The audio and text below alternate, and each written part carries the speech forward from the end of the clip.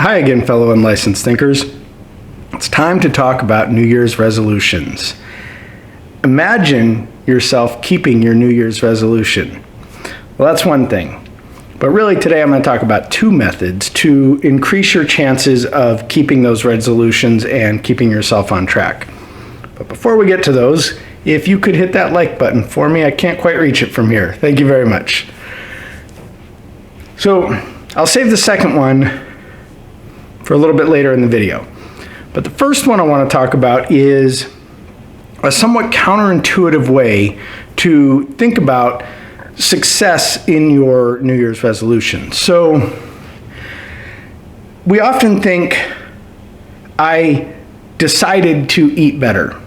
I decided to stay on this diet. I decided to stop smoking. I decided to stop drinking. I decided to exercise more. You see where I'm going with this, right? So we make these very powerful decisions on New Year's. And we, of course, do our best to keep with them. But here's the other way of looking at that.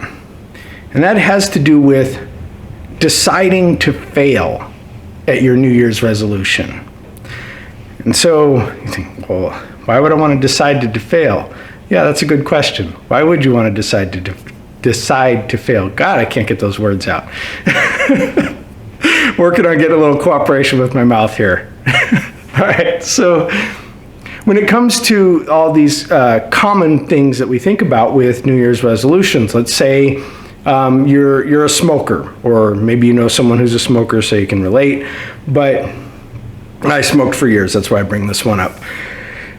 And I haven't smoked for years, I should also bring that up. So when it comes to smoking, you say, that's it, as of New Year's, I am not going to smoke anymore. Well, okay, that's a decision. That's powerful. That's empowerment. But what happens when you want a cigarette? Well, what do we tend to say? We tend to use this more passive attitude about it. Oh, I failed. Oh, I gave in and I have a cigarette. No. We're going to use the empowering attitude and we're going to say, I decided to have a cigarette. I decided to break my New Year's resolution. I made a choice to do that.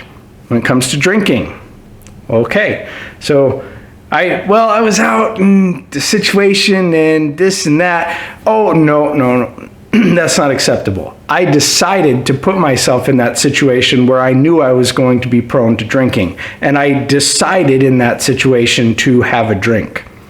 Or when it comes to the diet, okay, I'm deciding to eat all of this good food, all of this healthy food. That is my decision. I am strong. I'm making a choice. Well, all of a sudden, you want to be not strong when it comes to having the pizza or the donut.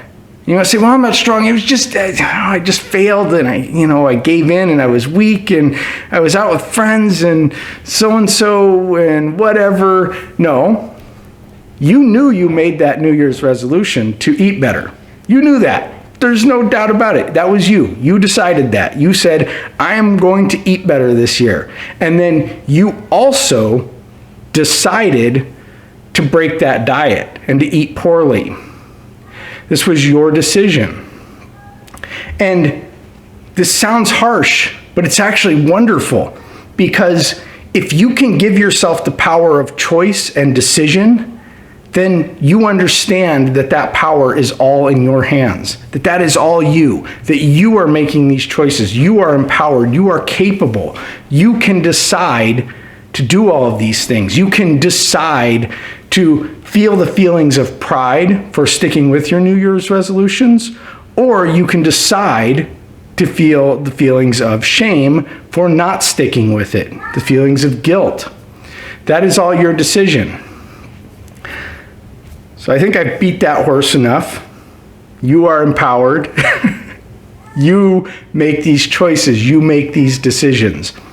And so the other thing, very briefly, as I started off with, imagine keeping your New Year's resolutions. So that's the second one. Literally, imagine keeping your New Year's resolutions. So say, sit down before the start of the new year, after the new year, it doesn't matter, do it both preferably.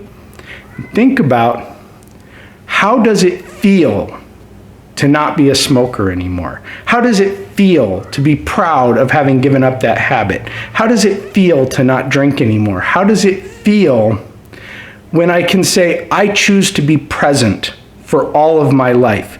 I imagine that. I say, how does this feel? What does it feel in my heart? How does my world feel? What does my world look like as this person who doesn't smoke or doesn't drink? How does it feel to be that person who exercises all the time and who is strong or capable of running several miles or whatever the goal might be? How does that feel? Really think about it. If I was in that position right now, how would it feel? So use those two methods. Remember, you are empowered to decide, to choose in every situation, and you can imagine yourself being there. So you get to decide, do I want to live up to that imagination and that power, or do I want to decide to not do that? Do I want to decide to be strong, or do I want to decide to be weak and give in? Let me know what you guys think in the comments. Be sure to hit like and share the video. Have a great day.